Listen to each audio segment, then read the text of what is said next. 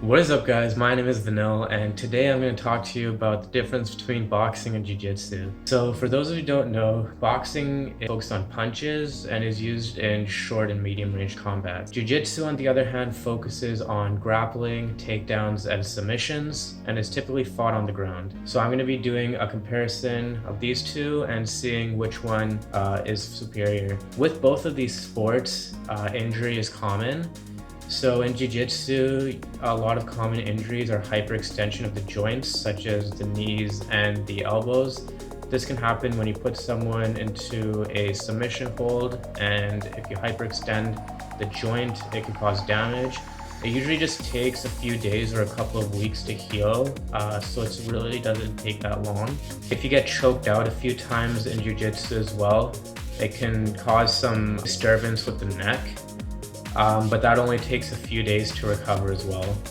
In boxing, the injuries are a lot more different. When I was started off with boxing, I popped a few blood vessels in my shoulder, and it got to a point where I couldn't even lift my arm up. Because I was boxing twice a week, I didn't really give it time to recover, and because of the repeated punches on the heavy bag, my blood vessels basically just kept rupturing. And so it took me a few weeks before it actually healed fully. And then after that, once my shoulders got a lot more used to the exercise, I never had that problem again. The main sort of injury in boxing comes from the head trauma. So if you get head injury in boxing, it's most likely not going to be from a fight. It'll be from sparring with your partners, and just the repetitive punches to the head can cause brain damage, like small concussions, bone fracture, and tissue damage.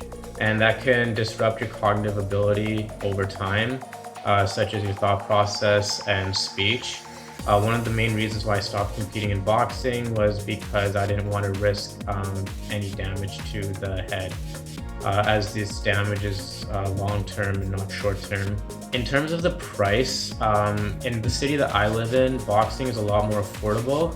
So before COVID, I was able to go to a gym that offered free boxing lessons twice a week, and the gym was only about $50 a month. With jiu-jitsu, if you want to have multiple classes every week, you're looking at anywhere between $60 and $150 a month. The reason why I didn't start off with jiu-jitsu was because of the price. And so I found that boxing was just a lot more affordable for me. Even if you want to go into a boxing gym, you can find a pretty cheap one that's a little bit old school, like 90s. Without really breaking the bank. So a big reason why people learn boxing and jiu-jitsu is for the self-defense. If you get into a street fight, most people are going to be focusing on their punches. So if that's the sort of fighting style you want, then boxing will definitely give you a small advantage over that. A lot of people don't understand how to fight on the ground, especially if they've never done jiu-jitsu before. And so if you actually know how to do jiu-jitsu, it could be a really, really big advantage if you fight on the ground.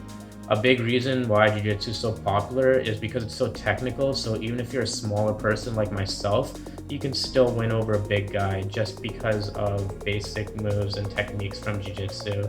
So overall, for the self-defense, I would definitely give jiu-jitsu the upper hand. In terms of the workout, I would definitely say that boxing is better. Jiu-jitsu, I find I'm only really sweating if I'm rolling around with someone, but if I'm just doing basic exercises and just practicing myself, like shrimping, scooting, and doing some shoulder rolls, it just not really affecting me that much in terms of like my intensity. Versus with boxing, when you're shadow boxing, you're punching a bag, you're punching the mitts, it's a lot more intense because you're using a lot more energy. Boxing and sparring would be the equivalent of rolling in jiu-jitsu, and both of those will gas you out in just a short amount of time. And so I would definitely just give the upper hand to boxing.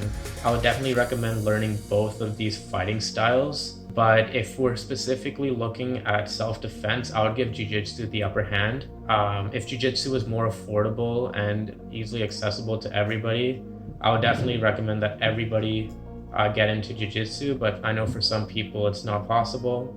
Let me know in the comments what kind of fighting style you guys prefer, and